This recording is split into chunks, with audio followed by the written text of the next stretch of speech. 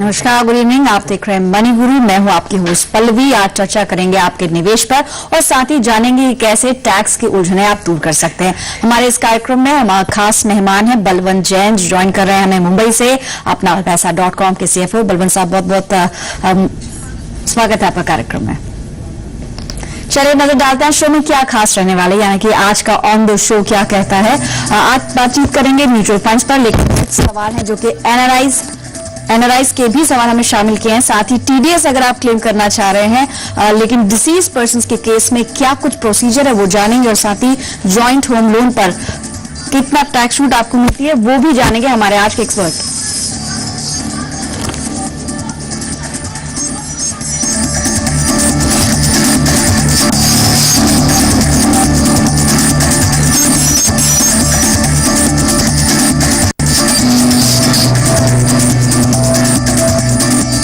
चलिए शुरुआत करेंगे। कुछ दर्शक भी इस कार्यक्रम में हमारे साथ जुड़ रहे हैं, साथ ही कुछ ईमेल्स भी हैं जिन्हें हमने शामिल किया है। सबसे पहले दर्शक जो है फोन लाइन पर है संदीप पाटिल, नासिक महाराष्ट्र से। नमस्कार मिस्टर पाटिल, गुड इवनिंग। बताइए क्या सवाल है और कौन से फंड्स आपने चुने हैं अपने लिए? Good evening ma'am, Sandeep Patil ji. मेरे सवाल थे, मेरी SIP चल रही है जिसमें मैंने अपने पोर्टफोलियो शो की आपको। ओके। तो मेरा टारगेट था नेक्स्ट ईयर में 50 लाख का। ठीक है, तो इसके बारे में मुझे जानना था। संदीप, आपने जो इनफैक्ट पूरा पोर्टफोलियो अपना बनाया है उसका एक प्रिंट आउट मेरे साथ इस वक्त है, मेरे हाथ में। आपने मेंशन किया कि कुछ फंड्स आपके चल रहे हैं, लगभग हम देख पा रहे हैं करीब 5,000 रुपए आप प्रेजेंटली निवेश करते हैं संदीप। लेकिन जो आपका टारगेट है 50 लाख के आसपास का, थोड़ा सा एम्बिशियस है क्योंकि करंट इन्वेस्टमेंट्स आपके कम है। तो आगे चल के कुछ और पैसे आप इसमें निवेश करना चाह रहे हैं ताकि उस लक्ष्य तक पहुंच सके?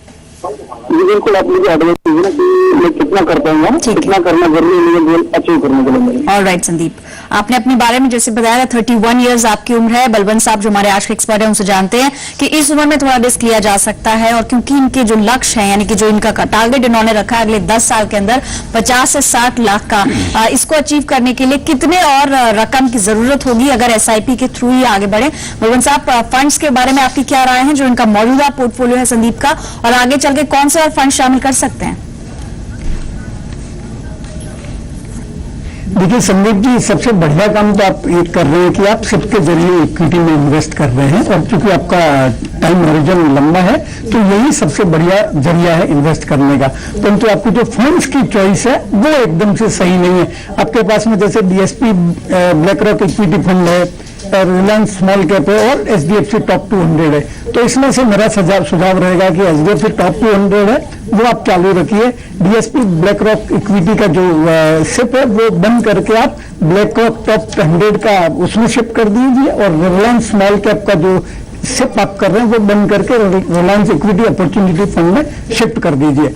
आपका जहां तक टारगेट का सवाल है 50 लाख रुपए आपको इकट्ठा करना है, तो मेरे हिसाब से इक्विटी में मैं 15% का रिटर्न अज्यूम करता हूँ, और हिस्टोरिकली ये रिटर्न आए हैं। अगर 10 साल से ज्यादा का आपका टाइम हॉरिजन है तो आपको 50 लाख अगर इकट्ठा करना है 10 साल के भीतर, तो आपको 18,000 के आसपास की शिप करनी पड़ेगी। क्योंकि आप 5,000 की सिप कर रहे हैं तो आपको 13,000 रुपए और सिप के जरिए इन्वेस्ट करने पड़ेंगे। और आगे जो सिप में आपको इन्वेस्ट करना है तो मेरे हिसाब से आप ICICI प्रूडेंशियल ब्लू चिप है, या UTI अपॉर्चुनिटी फंड है, या फ्रैंकलिन टेम्पल्टन ब्लू चिप है, उसमें आप डिवाइड कर सकते हो। जो आप एग्जिस्टिंग जो आप इन्वेस्ट कर रहे हैं उसके हिसाब से आपको 10 साल में 14 लाख के आसपास इकट्ठा हो जाएगा। एक मेरा सुझाव ये भी रहेगा कि एक बार आपने कोई भी फंड या कोई भी स्कीम शुरू कर दी तो आप जरूरी नहीं उसमें लगातार इन्वेस्ट करें। आप अपना जो इन्वेस्टमेंट है उसको रेगुलरली मॉनिटर करते रहिए, और कम से कम, मतलब प्रेफरेबली 3 महीने में एक बार करना चाहिए, पर कम से कम 1 साल में आप उसको रिव्यू करिए, और आप देखिए कि आपका जो फंड है वो आपका जो बेंचमार्क है और उनका पीयर है उनको मीट कर रहा है कि नहीं कर रहा है। अगर उनसे कम परफॉर्म कर रहा है तो आपको जो आपका इन्वेस्टमेंट है वो शिफ्ट करना जरूरी रहेगा। तो संदीप, एक बात का खास ख्याल रखें, अब मॉनिटर करने का अर्थ ये नहीं कि आप रोज उसकी NAV चेक कर रहे हैं, लेकिन जैसे कि हमारे एक्सपर्ट ने बताया कि आप हर 6 महीने में या 1 साल में एक बार अपना जो लक्ष्य आपने सेट किया उसको भी रिव्यू करते रहें, क्योंकि समय के साथ साथ आपके गोल्स बदल सकते हैं। इसलिए जो कुछ फंड्स आपको बताए गए हैं वो एक रिकमेंडेशन है, लेकिन अल्टीमेटली आपको देखना होगा कि क्या आपका लक्ष्य है, कितना आप जोखिम ले सकते हैं और कितने पैसे आप निवेश कर सकते हैं। मौजूदा निवेश काफी कम पड़ेगा, इसलिए आगे चल के अगर 10% के हिसाब से भी देखा जाए करीब 24,000 रुपए की एसआईपी होनी चाहिए और अगर 15% रिटर्न भी आप एक्सपेक्ट कर रहे हैं 10 साल की अवधि में तो भी 18,000 की रकम आपको जमा करनी होगी। चलिए बढ़ेंगे आगे, कुछ सवाल ईमेल के जरिए हैं। हमारे एनआरआई दर्शक हैं, उनका सवाल लेते हैं। शिवा बिस्वाल जी ने भेजा है, ये मस्कट में काम कर रहे हैं। इन्होंने अपने बारे में बताया 37 इनकी उम्र है, म्यूचुअल फंड्स में निवेश कर रहे हैं ऑलरेडी, लेकिन इन्होंने खास करके मेंशन किया है हमारे एक्सपर्ट के लिए कि ये जो अकाउंट है जिससे निवेश कर रहे हैं ये इनका आम बचत खाता है, अपने एनआरई या एनआरओ अकाउंट से निवेश नहीं कर रहे। क्या कुछ इसकी इंप्लीकेशन हो सकती है टैक्स की, और साथ ही इन्होंने लिखा है कि क्या कुछ म्यूचुअल फंड्स में कोई कैप होती है कि हम मैक्सिमम कितना निवेश कर सकते हैं। जैसे कि हम देख पा रहे हैं कि पोर्टफोलियो में पीपीएफ में ऑलरेडी निवेश कर रहे हैं, लगभग 1 लाख रुपए हर साल निवेश करते हैं।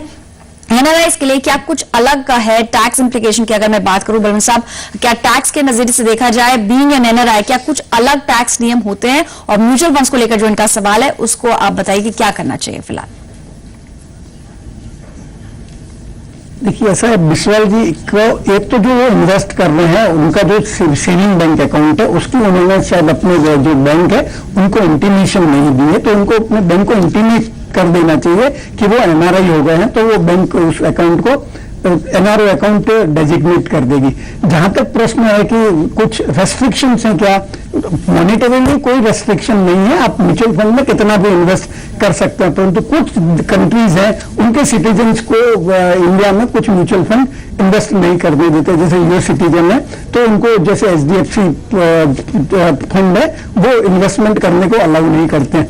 जहां तक उनका जो पोर्टफोलियो है, पोर्टफोलियो में उनके सेक्टोरियल फंड है, तो मेरा सुझाव रहेगा कि सेक्टोरियल फंड में इन्वेस्ट नहीं करना चाहिए, क्योंकि आपको मालूम नहीं पड़ेगा कि कौन सी इंडस्ट्री का साइकिल चल रहा है, किसका साइकिल नहीं चल रहा है। गोल्ड में भी उनका जो एलोकेशन है वो ज्यादा है, तो उनका जो प्रपोज मैं कर रहा हूं उनका एलोकेशन है, जो दोनों जो एफएमसीजी का फंड है और जो फार्मा फंड है वो उनकी सिप वगैरह बंद कर देवे, और आईसीआईसीआई प्रूडेंशियल ब्लू चिप में 10,000 रुपए की सिप शुरू कर देवे, आईडीएफसी प्रीमियर इक्विटी फंड में 5,000 की सिप शुरू कर देवे, और जो एसबीआई में जो फंड है वो शिफ्ट कर देवे, और एसबीआई इमर्जिंग बिजनेस फंड में 4,000 शुरू कर देवे, और जो गोल्ड में है, गोल्ड में जो सिप है वो घटा के 3,000 रुपए तक कर देवे।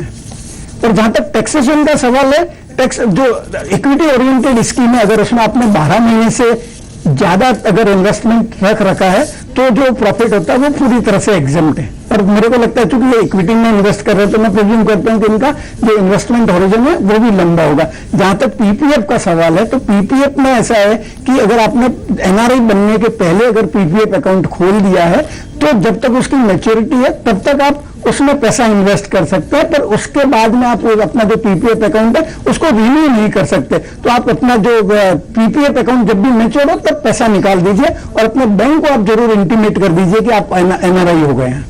चलिए, तो उम्मीद है शिवा साहब के आप इस वक्त प्रोग्राम देख रहे हैं और जो आपकी क्वेरी है उसको सही ढंग से हमने एड्रेस किया है। बलवंत साहब ने कुछ आपको फंड्स भी सजेस्ट किए हैं जो अपने पोर्टफोलियो में शामिल कर सकते हैं। मौजूदा जो सेक्टोरल फंड्स है, अगर आप रिस्क नहीं लेना चाहते या लंबी अवधि में जोखिम कम करना चाह रहे हैं तो आप इन फंड से निकल जाएं। कुछ ऑल्टरनेटिव्स आपको बताए थे, उनका आपको खास ख्याल रखना होगा। 21,000 रुपए कुल मिला के आपका पोर्टफोलियो, नया पोर्टफोलियो वो हमारे एक्सपर्ट ने बनाया, क्योंकि आप पहले से ही आप कुछ अमाउंट निवेश कर रहे हैं, साथ ही आप जो 10,000 रुपए एक्स्ट्रा निवेश करेंगे तो टोटल 21,000 के हिसाब से कैसे आपको निवेश करना होगा वो हमारे एक्सपर्ट ने बताया। फिलहाल एक ब्रेक के लिए रुकते हैं। अपने दर्शकों को बता दें आप भी अपने सवाल भेज सकते हैं मनीगुरु में। हमारा नया ईमेल आईडी नोट करें, moniguru@zmedia.slgroup.com, या फिर आप हमें सेव लिखकर अपना सवाल स्पेस देकर 5757 पर भेज दें। और निवेश के साथ साथ आप अपने टैक्स से जुड़े सवाल भी हमें इस ईमेल आईडी पर भेज सकते हैं। ब्रेक से जब लौटेंगे तो टैक्स के सवालों को शामिल करेंगे।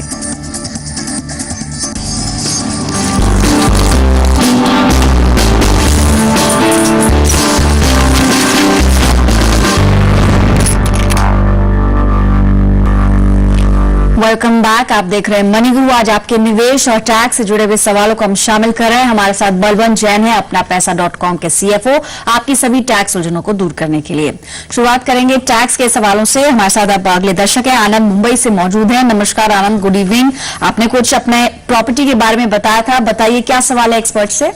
हाँ, एक्चुअली मेरा प्रॉपर्टी जो है मैंने उसके अगेंस्ट लोन लिया है जॉइंट नेम में, ओके, मेरे और मेरे लड़के के। जी हाँ, और उसमें मेरा क्वेश्चन ये है कि हम दोनों इक्वल पेमेंट करते हैं, रिपेमेंट, ठीक है। तो प्रिंसिपल में दोनों कितना छूट ले सकते हैं और इंटरेस्ट में कितना, मतलब क्या लिमिट रहेगा? यानी 80C और 24B के अंदर जो छूट मिलती है उसमें हाँ, कितना आप शेयर कर पाएंगे। लेकिन एक सवाल मेरा आपसे रहेगा आनंद साहब की, क्या ये जो प्रॉपर्टी है उसमें आपकी भी हिस्सेदारी है? हाँ हाँ, आप भी उसमें ओनर हैं? मैं को बोरोवर हूँ। नहीं, बोरोवर की owner बात भी हम हूँ। नहीं कर रहे हैं, यहाँ पर और ओनरशिप की मैं बात कर रही हूँ। आनंद साहब, क्या इसको क्लैरिफाई करेंगे कि ये जो प्रॉपर्टी है जिस पर लोन लिया गया है, क्या आप उसमें हिस्सेदारी रखते हैं? नहीं, मैं मेरे सन और मेरे नाम पे है और फ्लैट परचेज किया है मुंबई में। जी, लोन आप दोनों ने, जी, जो है 35 लाख और लोन लिया है 20 लाख। ठीक है। लेकिन जैसा कि आपने डिटेल्स हमारे साथ शेयर की थी, इसमें आपकी हिस्सेदारी नहीं है। और लोन मैंने लास्ट ईयर जुलाई में लिया है। तो एक लास्ट ईयर के बजट में भी कोई प्रोविजन थी इंटरेस्ट की, वो भी उसके ठीक साथ, है, क्योंकि 20 लाख से नीचे का ये लोन है। बिल्कुल बिल्कुल सर, आपके सवाल का हम जवाब देंगे। जहां तक मुझे मैसेज कन्वे हो पाया है, आपकी ये जो प्रॉपर्टी है वो बेटे के नाम पर है। हाँ। चलिए ठीक है, क्लैरिफाई यहाँ पर हो प्रॉपर्टी गया। दोनों नाम पे है, मतलब जॉइंट नाम पे है, प्रॉपर्टी भी और लोन भी। ठीक है, यानी कि मेल में हो सकता है कि डिस्क्रिपेंसीज हो। तो फिलहाल दोनों जी, चलिए प्रॉपर्टी ठीक भी है। जॉइंट नाम में है और लोन भी आपको बॉर्डर्स है। ऑलराइट, बलवंत साहब, इन्होंने यहाँ पर क्लैरिफाई किया है क्योंकि मेल में कुछ और मेंशन था, तो अब आप इसको कैसे एड्रेस करेंगे? देखिए आनंद जी, ऐसा है कि जो सेक्शन 80C का डिडक्शन है, वो जो प्रिंसिपल रीपेमेंट के लिए है, वो 1 लाख तक उपलब्ध है बाकी सारी आइटम के साथ में। और जो 24B का जो डिडक्शन है, वो आप जो इंटरेस्ट पेमेंट करते हैं हाउसिंग लोन के लिए, वो अवेलेबल है। जहां जब अगर आप जॉइंट बोरोवर है और जॉइंट ओनर है, तो दोनों व्यक्ति ये जो 80C का और 24B का डिडक्शन क्लेम कर सकते हैं। जैसे आप भी 1 लाख रुपए 80C का क्लेम कर सकते हैं, आपका लड़का भी 1 लाख क्लेम कर सकता है। इसी तरह अगर आप उस घर में रहते हैं तो 1.5 लाख रुपए आप क्लेम कर सकते हैं, 1.5 लाख रुपए आपका सन क्लेम कर सकता है। और अगर किराए पर दे के रखा है तो आप पूरा का पूरा क्लेम कर सकते हैं, उसमें कोई डाउट नहीं है। चलिए ठीक है। और यहाँ पर आप देख पा रहे हो टेक्स्ट में आप, जी आनंद साहब, आपके लिए एक मैसेज है कि आपने यहाँ पर मेंशन हमने किया हुआ है कि अगर प्रॉपर्टी बेटे के नाम पर है तो आपको छूट नहीं मिलेगी, क्योंकि वो थोड़ा सा क्लैरिफिकेशन आपने अभी दिया है। अगले दर्शक है शरद माथुर, इंदौर मध्य प्रदेश से हमारे साथ मौजूद है। नमस्कार शरद, गुड इवनिंग, बताइए क्या सवाल है आपका? Good evening ma'am. नमस्कार सर। मैम, मेरा क्वेश्चन ये है कि मेरी मदर 2012 में डेथ हो गई उनकी, और उनकी एफडीआर थी जी, उस पर एफडीआर पर जो इंटरेस्ट मिला उस पर टीडीएस डिडक्शन हो गया। ओके, कब मैच्योरिटी हुई है आपकी? हाँ, मैच्योर अभी 2014 में हुई है। ठीक है, तो उसमें टीडीएस डिडक्शन में उसको क्लेम कैसे कर सकते हैं, ये बताइए सर। पहले तो जो पर्सनल लॉस आपको हुआ उसके लिए बहुत we really are sorry about it. लेकिन फिलहाल टीडीएस को लेकर जो आपका सवाल है एक्सपर्ट से जानते हैं। बलवंत साहब, अब क्या कर सकते हैं स्पेशल केस में, किस तरह से इनकम टैक्स एक्ट के अंदर ये आगे बढ़े? देखिए शरद जी, ऐसा है कि जो डेथ हो गई है आपकी मदर की और जो टीडीएस कटा है, तो वो 2 भाग में होता है। एक तो जो उस साल का अप्रैल से जो जिस दिन डेथ हुई है वो एक पीरियड है, और एक बाद वाला पीरियड है। तो जो पहले वाला पीरियड है उसका रिटर्न आपको फाइल करना पड़ेगा एज ए लीगल रिप्रेजेंटेटिव, और जो टीडीएस कटा है वो आप क्लेम कर सकते हैं। और बाद वाले पीरियड का जो रिटर्न का है, टीडीएस का रिफंड का क्लेम है, वो उनकी एस्टेट का, या जो अगर विल वगैरह बनाई है तो जो एग्जीक्यूटर है वो रिटर्न फाइल कर सकते हैं। तो जो जिस साल में डेथ हुई है उस साल में वो रिटर्न फाइल होंगे, और जो प्रोपोर्शनेटली जो टीडीएस की अमाउंट है वो आपको क्लेम करनी पड़ेगी। और जो लीगल रिप्रेजेंटेटिव या जो एग्जीक्यूटर है वो इनकम टैक्स का रिटर्न साइन कर सकते हैं, और वो टीडीएस के जो टीडीएस कटा है वो क्लेम कर सकते हैं। ज्यादा जानकारी के लिए मेरी राय रहेगी कि आप कोई चार्टर्ड अकाउंटेंट को कांटेक्ट करिए, तो वो आपको डिटेल में समझा पाएंगे। बलवंत साहब, एक यहाँ पर सवाल दिमाग में आ रहा है कि अगर आपने बताया कि लीगल है, जो भी होंगे, जो भी उनके वारिस होंगे, उनको ये रिटर्न फाइल करना होगा, तो क्या इसके लिए कुछ प्रूफ भी दिखाना होगा कि लीगली इन्होंने इनहेरिट की है प्रॉपर्टी? नहीं, देखिए ऐसा है कि जो लीगल रिप्रेजेंटेटिव है उनको, मतलब वो उनके नाम से नहीं है, वो जो उनकी मदर है, उनकी मदर का रिटर्न जाएगा और ये साइन करेंगे। इसके अलावा जो डेथ के बाद का पीरियड है, अगर विल है तो विल प्रूफ प्रोवाइड कर सकते हैं, और विल नहीं है तो आपके जो लीगल है उनकी जो लिस्ट है आप वो सबमिट कर सकते हैं, और जो एग्जीक्यूटर है या जो उनकी एस्टेट मानी जाती है उनका एस्टेट का रिटर्न जाएगा। चलिए, अगले दर्शक है सुनील जैन, हमारे साथ मौजूद है बहादुरगढ़ हरियाणा से। नमस्कार सुनील, गुड इवनिंग, बताइए क्या सवाल है आपका? सुनील साहब, आप सुन पा रहे हैं?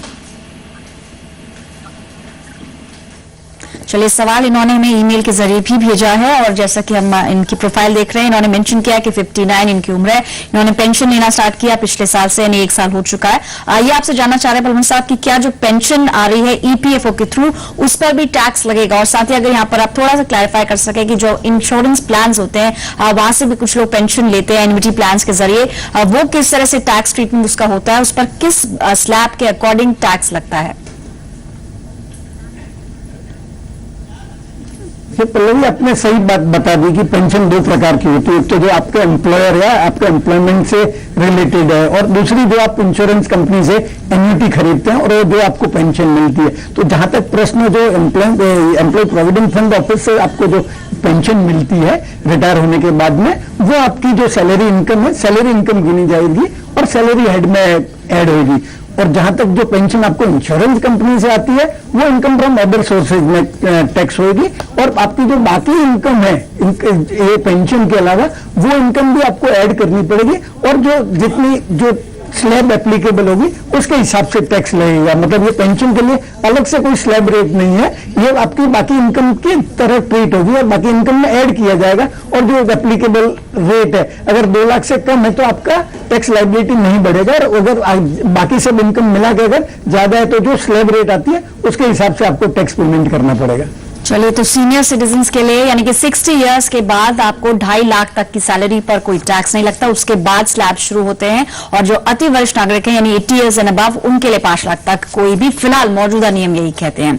आज इतने ही सवाल शामिल कर पाएंगे। बलवंत साहब, आपका बहुत बहुत शुक्रिया जी बिजनेस को अपना कीमती समय देने के लिए, और अपने दर्शकों को बता दें कि आप भी अगर मनी गुरु में अपने सवाल भेजना चाहते हैं तो हमारा ईमेल आईडी नोट करें, moneyguru@zmedia.slgroup.com, या फिर सेव लिखकर अपना सवाल भेज सकते हैं। अगर खासकर टैक्स पर सवाल है तो सेव के आगे टैक्स लिखकर स्पेस देकर अपना नाम, अपना सवाल 57575 पर भेज दें।